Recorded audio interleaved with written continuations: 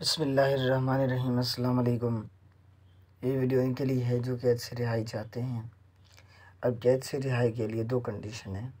ایک ہوتا ہے کہ سچ میں قید خانے میں قید ہونا، ایک ہوتا ہے ظاہری طور پر قید ہونا، ایک ہوتا ہے باطنی طور پر قید ہونا۔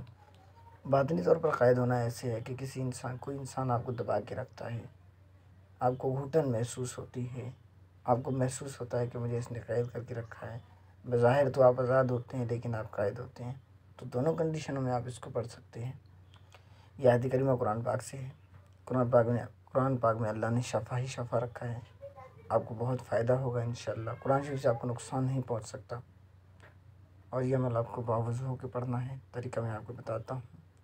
اس سے پہلے آپ سے ریکویسٹ ہے کہ میرے چینل کو سبسکرائب کریں، بیل آئیکن پر کلک کریں اور ویڈیوز کو لائک کریں۔ آتے ہیں وظیفے کی جانب۔ قید سے رہائی چاہتے ہو، سورہ جن پوری صورت آپ کو پڑھنی ہے۔ اگر کوئی قید خانے سے رہائی چاہے تو روزانہ سورہ جن پڑھ لیا کرے۔ یعنی کوئی بھی جو قید میں ہے، اب میں قید کے دو طریقے میں نے آپ کو بتائے ہیں، تو دونوں حضرات اس کو پڑھ سکتے ہیں۔ سورہ جن کو پڑھنا ہے۔ اگر قید خانے سے رہائی چاہتے ہو تو سورہ جن کو پڑھ لیا کریں، انشاءاللہ باعزت رہائی نصیب ہوگی۔ اور آصیب ہوں تو روزانہ 7 مرتبہ پڑھنے سے آصیب بھاگ جائیں گے۔ آصیب پر ایک الگ سے میں نے ویڈیو بنائی تھی۔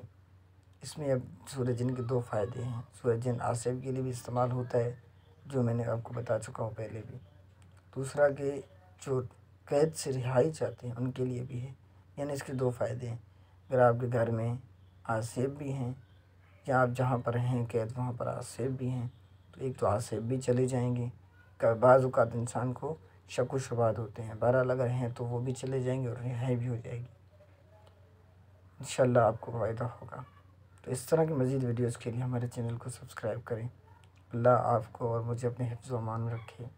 ملتے ہیں نیکسٹ ویڈیو میں، تب تک کے لیے اللہ حافظ۔